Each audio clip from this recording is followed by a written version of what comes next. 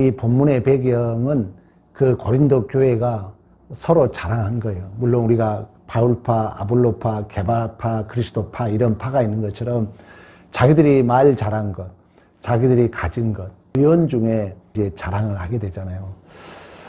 그래서 사도 바울도 좋다.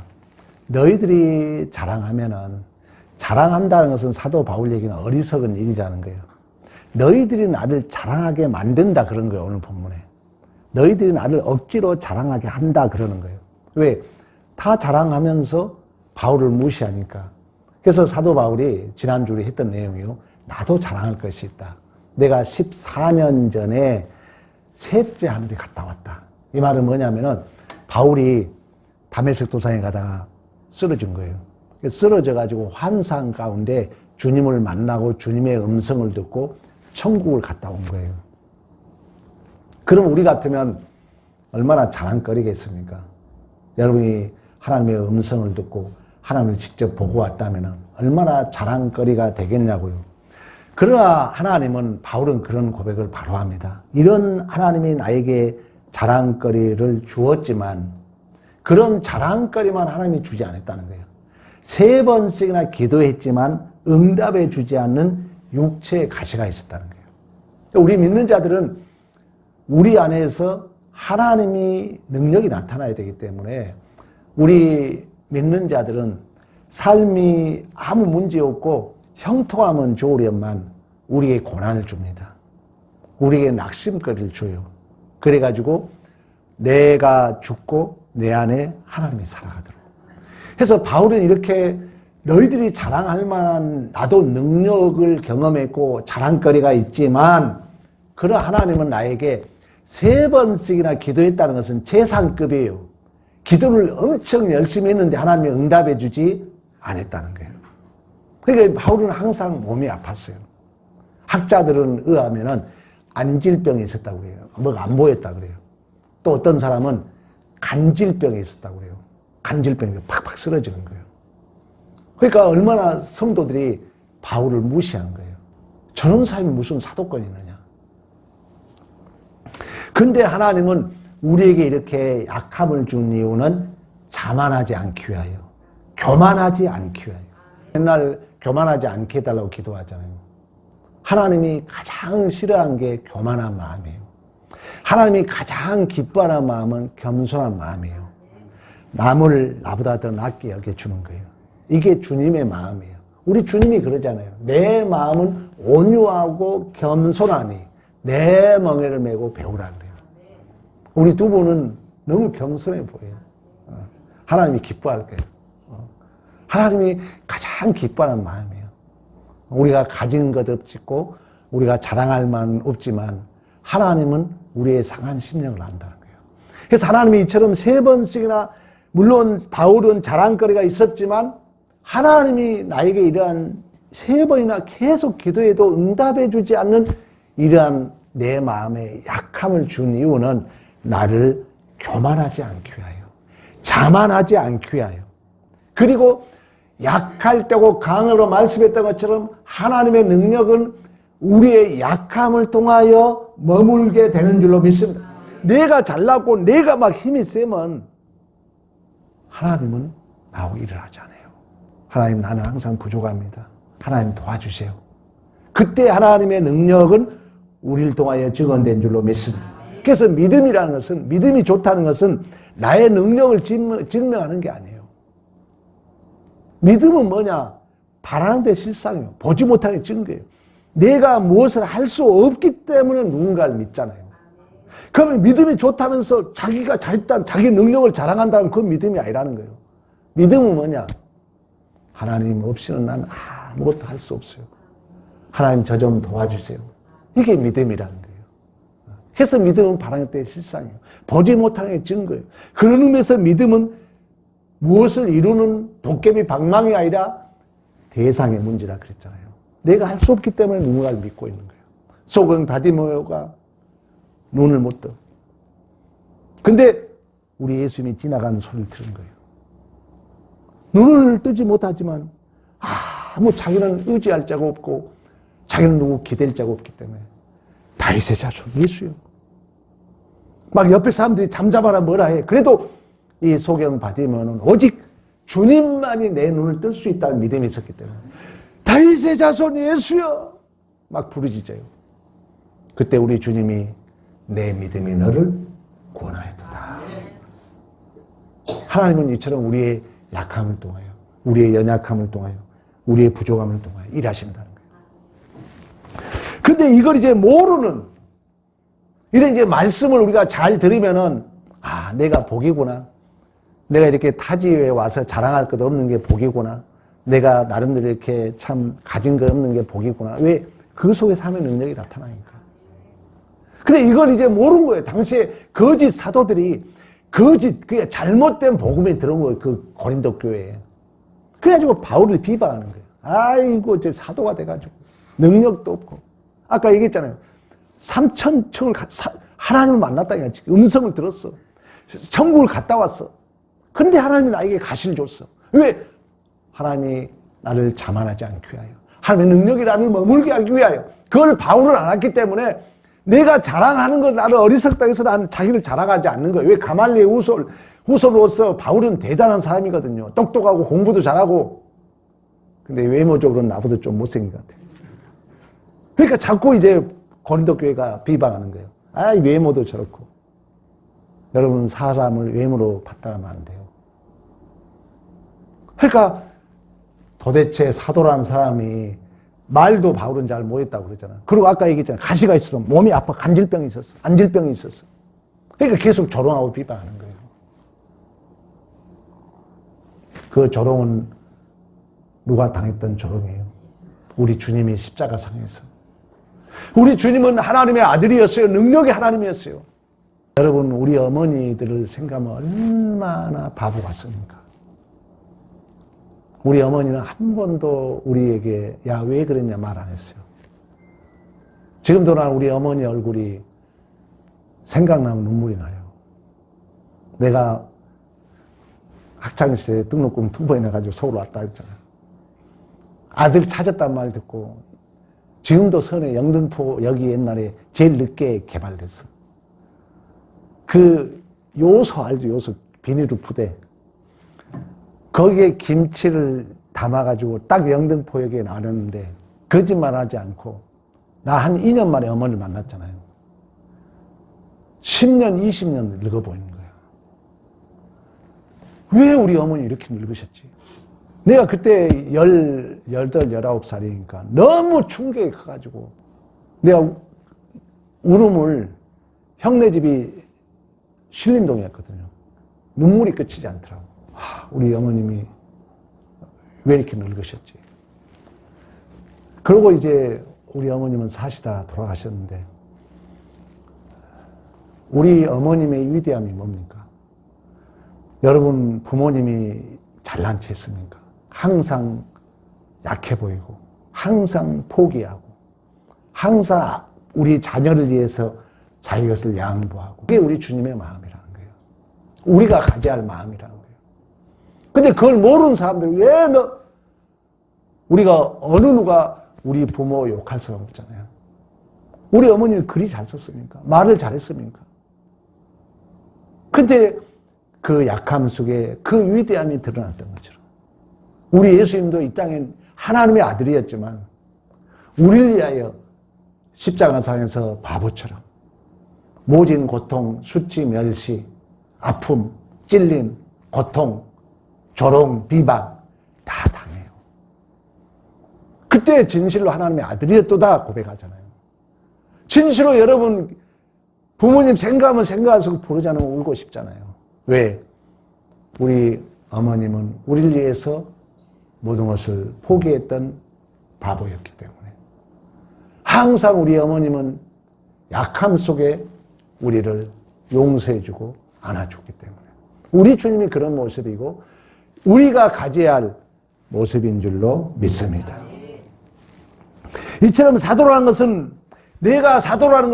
내가 목회자라는 것은 여러분이 어떤 사역자라는 것은 교회라는 것은 그 표가 내가 무엇을 잘했다는 능력이 아니라는 거예요. 내가 얼마나 오래 참을 수 있느냐. 그래서 사랑을 한마디로 말하면 오래 참는 거예요. 사랑은 온유하고 겸손하고 뭐 여러 가지가 있지만 마지막 주제는 뭐냐? 사랑은 오래 참는 거예요. 그 사랑은 오래 참는 게 뭐냐면은 고난을 견뎌주는 거예요. 여러분 자식 키우면 얼마나 답답합니까? 저도 아들만 셋인데 정말 마음에 안 들어요. 근데 우리는 사랑하니까 참아주는 거예요.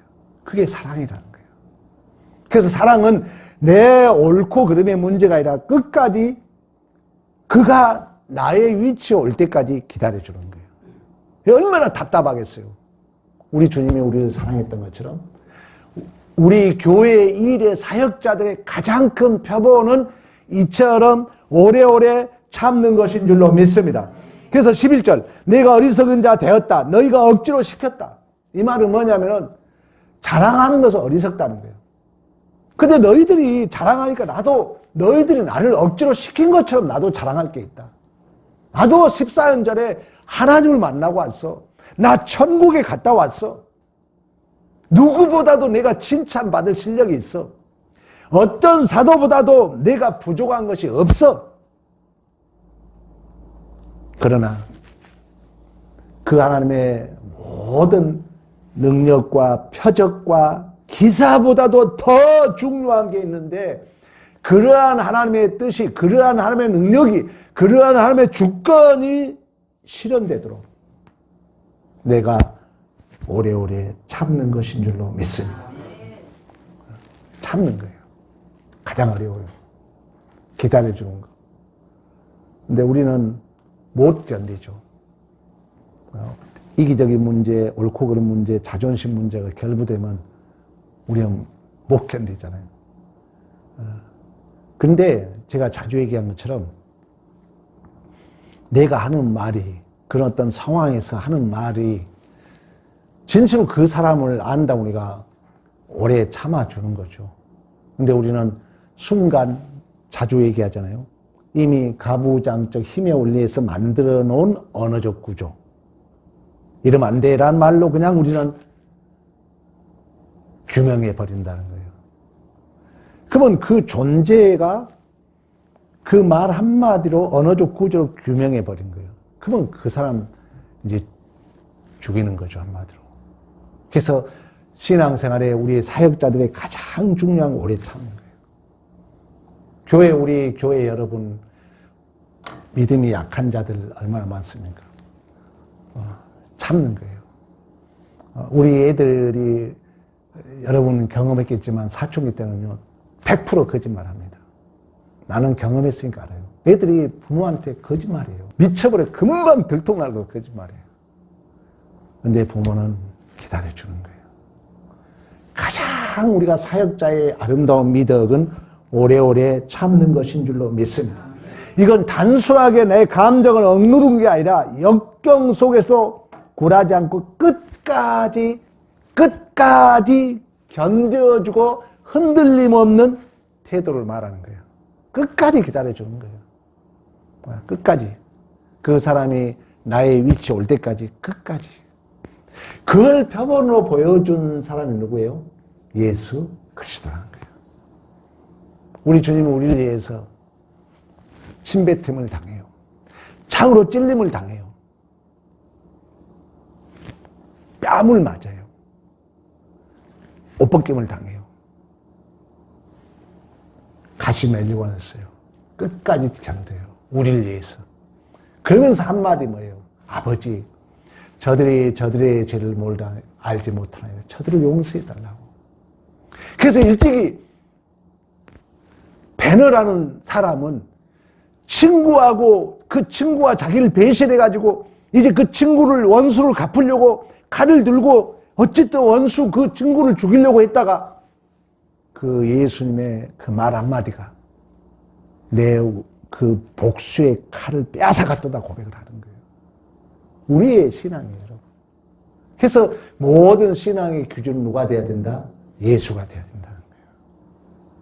성령은 그 예수에 대하여 생각나게 하고 기억나게 하고 가르쳐 주신 줄로 믿습니다. 이처럼 여러분, 우리가 하나님의 사역을 한다는 것은 하나님의 귀한 일에 우리가 동참한다는 것은 하나님이, 여러분 생각해봐. 대통령이 여러분 부른데 해봐. 얼마나 감사할 일이야. 돈이 문제가 아니잖아요. 대통령이 나를 한 자리 준다면 얼마나 기쁜 일이냐고요. 우리의 교회 일이 그렇다는 거예요. 하나님이 다 하실 수 있지만 우리를 영광스러운 동역자로 부르셨기에 그 일에 참여하는 것이 명예롭고 복 있는 교회인 줄로 믿습니다. 그래서 우리는 교회 일을 할 때는 절대 조건부적으로 따지면 안 된다는 거예요. 이러니까 저러니까 따지면 안 된다는 거예요. 하는 게 복이야. 달란트 비유에서, 포도나무 비유에서 하나님이 나무에서 모든 열매를 만들어가지고 가지에 열매 맺혀주는 거예요. 우리 감사하죠. 그래서 우리는 교회를 할 때는 막 기쁘게, 하나님이 나에게 기회를 줬다. 그때 하나님은 더 착하고 충성된 종아, 네가 작은 일에 충성했으니 더 큰 일도 맡기실 줄로 믿습니다. 더 큰 일 맡긴다는 뭐예요? 건강도 주고 물질도 준다는 거예요. 근데 우리가 따지면서 교회 일 안 하잖아요. 메말라가요. 안 주니까 하나님. 그래서 오늘 바울이 그런 얘기를 하는 거예요. 13절. 내 자신이 너희에게 피해를 끼치지 아니한 일밖에 없다. 다른 교회보다도 부족한 것이 무엇이 있느냐?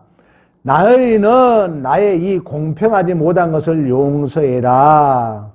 이 말은 뭐냐면, 공평하지 못했단 말은 역설적 의미예요.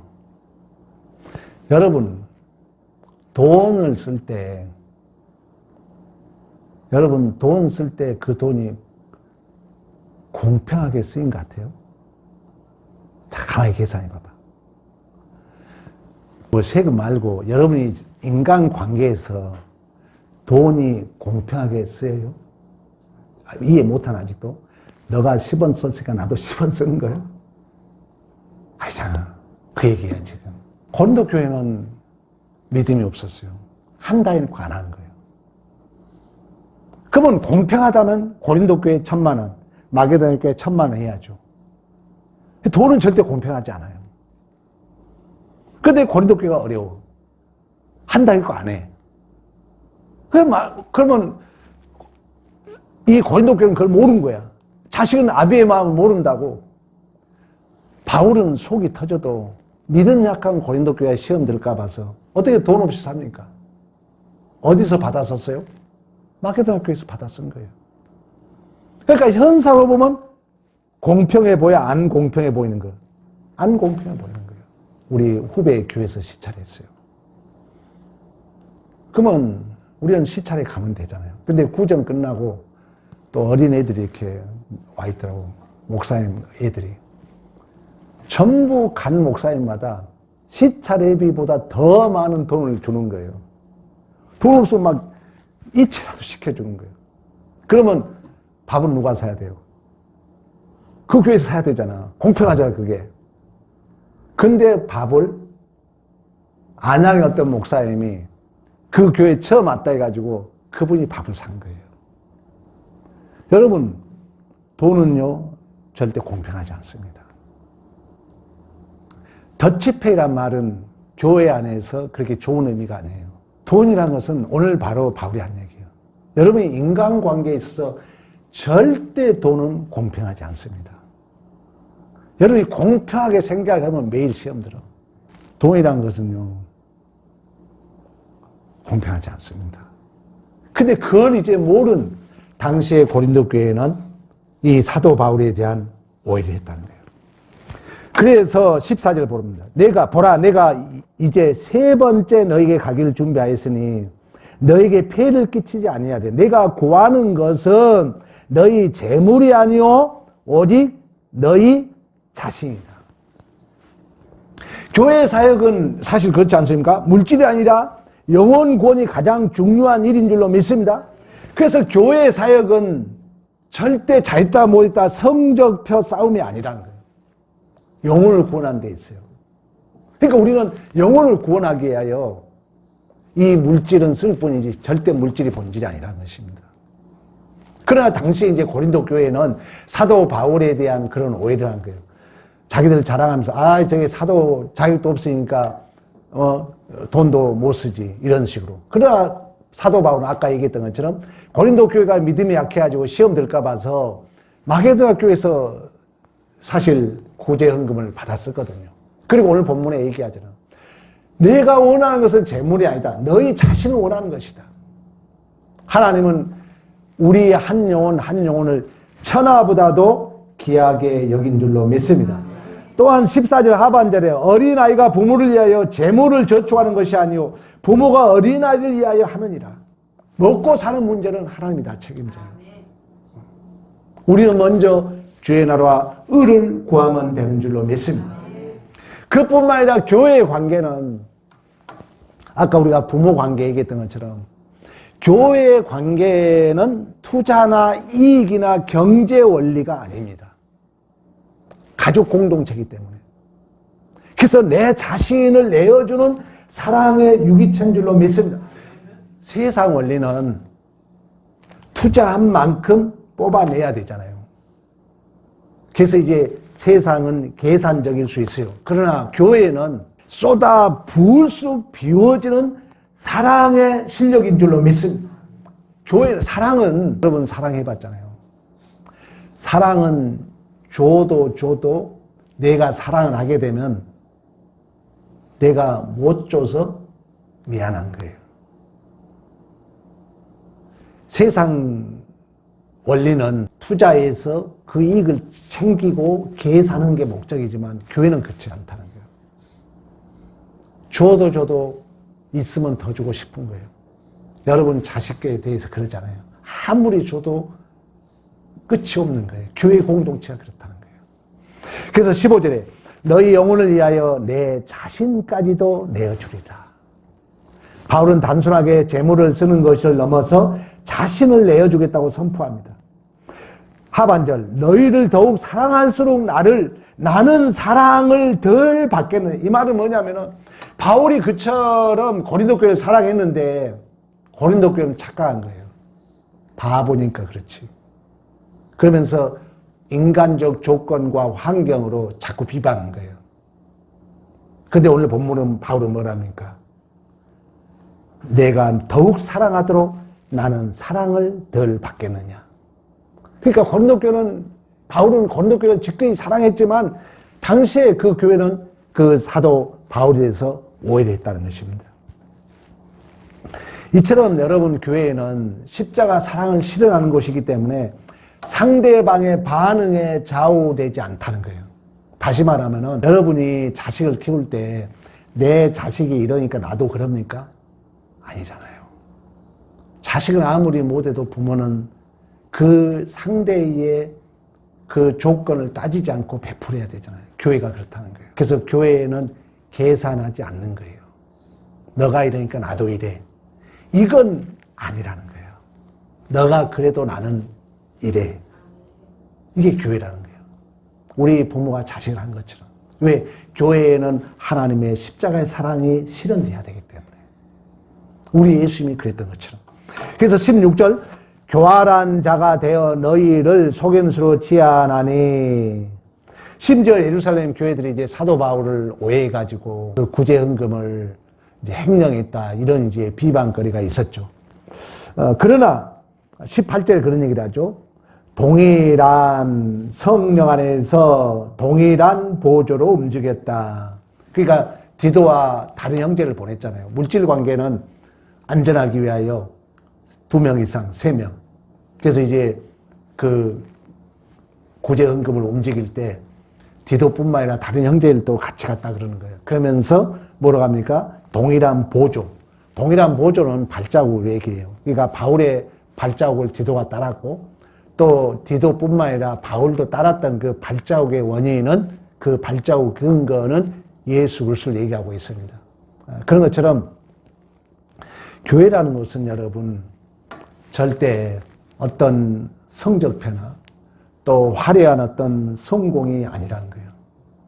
우리의 약함 속에서, 부족함 속에서 오래 참고, 또 우리의 인생은 우리를 자녀 삼으신 하나님의 절대 주권과 은혜의 장중에 우리는 붙들려 있는 줄로 믿습니다. 그래서 교회는 내 개인의 어떤 자랑, 내 개인의 힘을, 내 개인의 어떤 강함을 증명하는 것이 아니라 우리의 약함을 통해서 또 우리의 참음을 통해서 하나님의 능력이 우리 안에 증언되어야 될 줄로 믿습니다. 부모와 자식 간의 투자와 이익의 경제 원리가 아니라 진실로 부모를 알면은 감사와 순종만 있는 것처럼 우리 인생에 개입하시는 하나님의 여러분 주권 앞에, 물론 우리 교회는 너무 잘하고 있어요. 교회는 절대 경쟁, 잘했다 못했다가 아니라는 거예요. 또 잘한 때도 못했다 해서 시기할 문제가 아니라는 것입니다. 그 하나님이 우리를 복되게 인도하는 그 믿음 안에서 우리는 감사와 만족이 충만한 교회가 되어야 될 줄로 믿습니다. 그렇다면 여러분, 한 주간 살아가면서 내 뜻대로 되지 않아서 화가 치밀어 오를 때 즉시 반응하면 실수합니다. 우리가 이거 훈련해야 돼요. 화가 치밀어 올 때 우리는 참아야 돼요. 그리고 주님의 주권을 믿습니다. 속으로 3번 외치면서 오래 참아야 된다는 거예요. 참는 자가 복이 있는 것입니다. 이게 세상과 다름이에요. 두 번째는 여러분 교회나 가정에서 나에게 보답할 수 없는 사람에게 아무 대가 없이, 우리 이것은 많이 강조했잖아요. 우리는 너가 이랬으니까 나도 이런다가 아니라는 거예요. 너는 이랬어도 나는 이런다는 거예요. 조건부가 아니라는 거예요. 그런 의미에서 여러분 주위에 또 여러분이 멀리 있는 사람에게 10,000원 이하의 선물, 우리 교회는 자주 그런 얘기 하거든요. 그리고 따뜻한 메시지 하나를 보냄으로 말미암아 부모의 마음으로 베푸는 기쁨을 직접 체험해 보라는 거예요. 여러분 주는 자가 복 있다고 여러분이 교회 멀리 계신 분에게 따뜻한 말 한마디, 자그마한 선물 한번 보내보라는 거예요. 그러므로 말미암아 그 어머니가 베푸는 그런 따뜻한 기쁨을 직접 경험해 보라는 것입니다. 그리고 매일 잠들기 전에, 오늘 또 여러분 살아오면서 혹시 약했던 순간이 있습니까? 내가 몸이 아팠다거나, 또 누구한테 무시당했다거나, 또 내가 오늘 하루 살아오면서 실패했다거나, 그런 한 가지만 여러분들이 기억하면서 이 약함 속에 주님의 능력이 머물 줄 믿습니다. 이렇게 고백하면서 감사의 고백 일기를 마음속으로 새기는 믿음의 승리가 있기를 간절히 축복합니다.